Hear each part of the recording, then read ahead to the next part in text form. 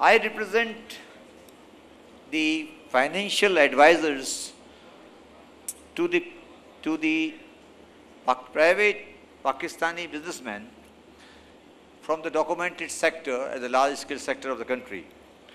And I would like to discuss only one aspect, and that was covered by Mr. Dr. Ashraf Hussain Sahab, to dispel the misimpression or misperception about the non-playing field to the Pakistani businessman if this CPEC initiative is conducted. This is a very important subject for us because we deal with the Pakistani businesses, and there has been a misperception that the CPEC may lead to some non-living playing field for the people who are in the Pakistan business sector.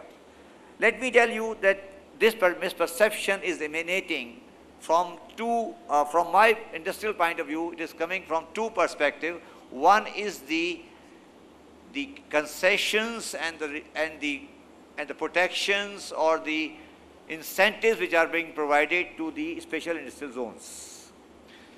I am the student of taxation and tariffs, and I personally believe there is no restriction, Dr. Saab will agree with me, there is no restriction on any Pakistani enterprise to be part of that special industrial zone.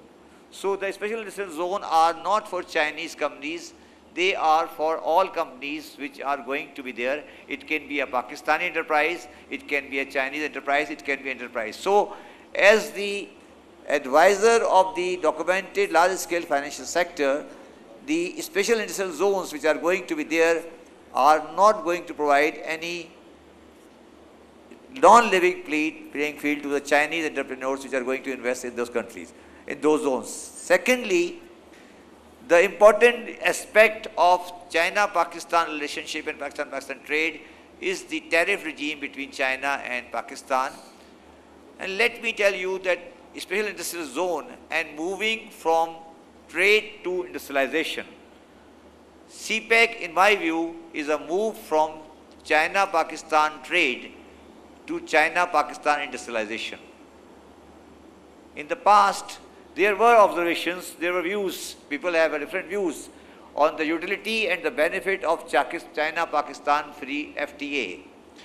In my view, one of the corrections which are going to be made by the special industrial zone and the industrialization of the Chinese industries and the Chinese owned industries special zone will lead to a better framework for the tariff regime which are at present in force between China and India under the Pakistan-China tariff regime. The second issue, which is very relevant for us, is that there is a fear. There is a fear that the non-living playing field may dislocate the existing industrial base in Pakistan. This is a fear which is generally being perceived. I personally feel, I have studied it, and as Dr. Saab has said, it only represents a very small part of the overall investment in Pakistan. The industries we represent and the industries we are talking about is not the one which is going to affect this regime.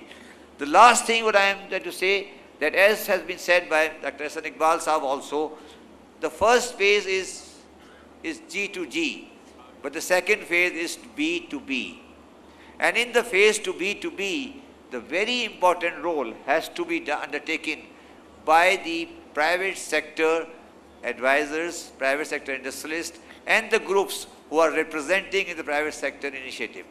At the moment, it has been observed that the Pakistani private sector industrialists are mostly investing in the energy and the sectors which are usually for this thing. But now the time has come to prepare for the Pakistan organized documented sector, the large business houses of Pakistan, to come and see what is in the CPEC for them. Lastly, Pakistan has been facing a very major crisis of what some of us say premature deindustrialization of Pakistan.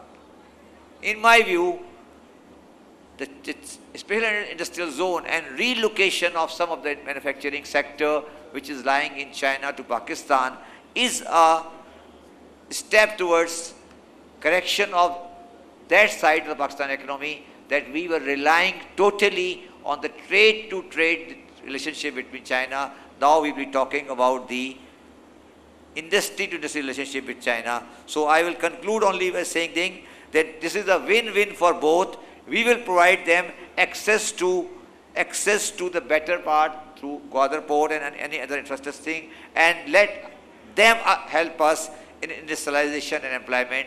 This is the positive side of China from the private sector, large-scale document sector. Thank you very much. Thank you. Thank you.